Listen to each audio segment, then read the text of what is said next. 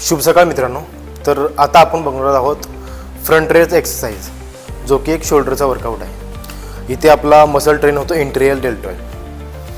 तर front raise workout करत असताना तुम्ही जे चुका करता ते आज तुम्हाला मी सांगणार आहे की ते कशा प्रकारे तुम्ही दुरुस्त करताल. ठीक आहे. फर्स्ट, फ्रंट रेज हे तुम्ही डंबलने पण करू शकता, सिंगल हँड, नाहीतर अदरवाईज तुम्ही रॉडने पण करू शकता. पण जेव्हा तुम्ही रॉडनं परफॉर्म करता तेव्हा तुमचा हाताचा अँगल काय पाहिजे, तर तुमचा हाताचा अँगल पाहिजे शोल्डर, जी तुमची लाईन आहे शोल्डरची त्या हिशोबानेच तुम्हाला हात पकडायचे. जास्त वायर्ड पण नाही ठेवायचं, जास्त आतमध्ये पण नाही ठेवायचं.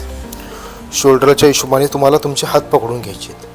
ठीक आहे. चेस्ट अप ठेवून द्या, ग्रिप टाईट करा, हात टाईट ठेवा आणि फक्त शोल्डरनी ताकद लावून तुम्हाला दोन्ही हात वरती उचलायचे. स्ट्रेट लाईनमध्ये ठेवून द्यायचं आहे.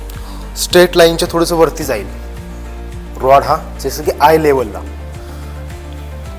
1 2 व्हेरी गुड, 3 4 5.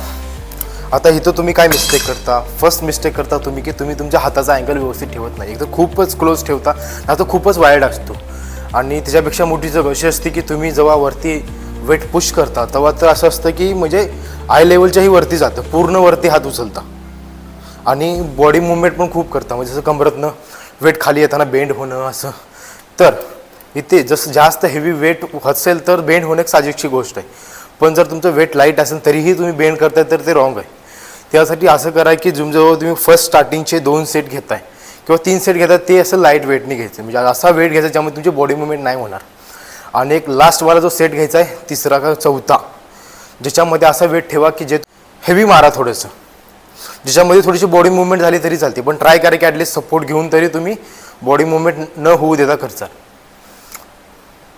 मित्रांनो, व्हिडिओ आवडला असेल तर लाईक करा, फॉलो करा आणि आपल्या यूट्यूब चॅनलला सबस्क्राईब करून घ्या.